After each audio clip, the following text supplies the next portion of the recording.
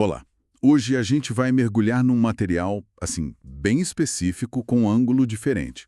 É o capítulo Os Negros do Brasil, Uhum, que está no livro Brasil, Coração do Mundo, Pátria do Evangelho. É aquele livro do Chico Xavier, né? exato, Atribuído ao espírito Humberto de Campos. exato. E ele traz essa visão bem espiritualizada da história do Brasil. É uma leitura, digamos, alternativa. Totalmente. E esse capítulo em particular, Os Negros do Brasil, ele descreve um cenário bem tenso. Portugal, naquela época, sob domínio espanhol. É, a colônia aqui numa situação difícil, né? Muito sofrimento para os indígenas. E para os africanos, claro, que foram trazidos para cá, a força. O ponto central aqui é a interpretação bem singular que o livro dá para essa vinda, para a chegada dos escravizados africanos. Sim, é aí que a coisa começa a ficar diferente do que a gente costuma ver. Ok, vamos tentar desvendar isso então. A narrativa que a fonte traz, ela começa com a figura espiritual Ismael, que seria o guia do Brasil, né? Isso, segundo essa cosmologia. E ele estaria, assim, angustiado com a brutalidade da escravidão. Porque, poxa, como conciliar isso com a ideia do Brasil como pátria do Evangelho? Exato. Essa tensão é o ponto de partida. O livro até menciona um diálogo, uma comunicação entre Ismael e Jesus sobre essa questão toda. Nossa. E como a fonte explica a escravidão em si? Bom, o fascinante aqui é que não é vista só como um fato histórico ou econômico. É apresentada como uma distorção Distorção de quê? de um plano divino original. A ideia era que houvesse uma colaboração pacífica entre os povos aqui. Mas aí entram as falhas humanas. A busca dos europeus por prazer, por uma vida mais fácil e a recusa em fazer o trabalho pesado. E isso teria levado, então, à escravidão, uma deturpação do plano inicial. Entendi. E tem mais, né? A fonte fala de justiça divina, de responsabilidade. Sim. Sugere que os escravocratas, quem causou esse sofrimento, teriam que acertar as contas depois. Passariam por provações parecidas no futuro, numa lógica de causa e efeito espiritual. Certo. Mas aí vem o elemento talvez mais surpreendente do capítulo. Ah, sim.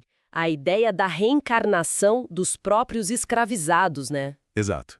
O livro sugere que muitos espíritos que estavam em planos inferiores, sofrendo, Espíritos tipo antigos cruzados, senhores feudais, inquisidores, gente intelectualmente evoluída, mas com dívidas morais pesadas, digamos assim. isso, esses espíritos teriam recebido uma chance.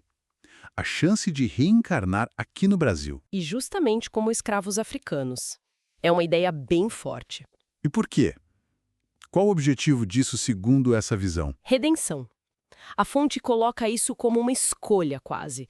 Uma escolha por um caminho de sacrifício extremo para quitar essas dívidas do passado. Puxa vida. E, ao mesmo tempo, para desenvolver o que faltava neles.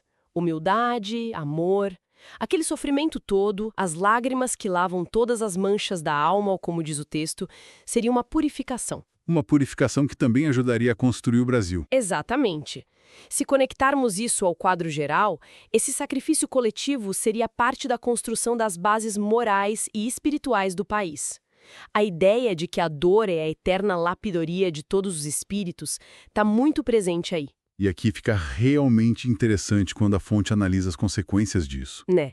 O livro conecta essa trajetória espiritual à proeminência que muitas pessoas negras alcançaram depois no Brasil. Em várias áreas, né? Estadistas, artistas, como se fosse parte desse plano se concretizando. Isso, a fonte até diz que isso diferencia o Brasil de outras nações e cita Palmares. Palmares, como... Não só como resistência, o que obviamente foi, mas como um exemplo de solidariedade, de trabalho organizado, quase uma lição de como construir uma sociedade com base nesses ideais espirituais de fraternidade e trabalho digno. Uma leitura bem particular de Palmares também. Muito. E tudo isso deságua na ideia da integração dos negros na grande família brasileira.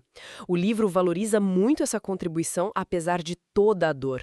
Tem até uma frase. Qual? Algo como: os seus maiores filhos do Brasil se criaram para a grandeza da pátria no generoso seio africano. É forte, né? Reforça essa visão do Brasil como um caldeirão espiritual para aprendizado e construção da fraternidade. Então, o que tudo isso significa? Tentando amarrar as pontas. A fonte não nega a tragédia histórica, a violência da escravidão.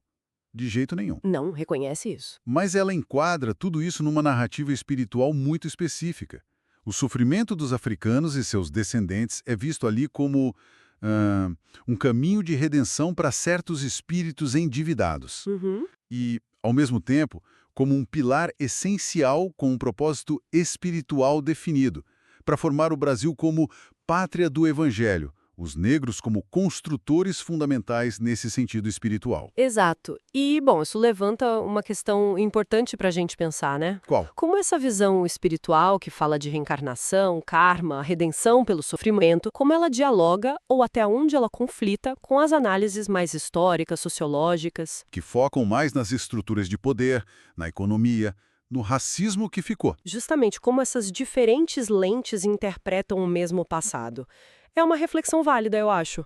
Como diferentes narrativas, a espiritual e a histórica, por exemplo, tentam dar sentido a um processo tão doloroso e complexo como foi a escravidão no Brasil.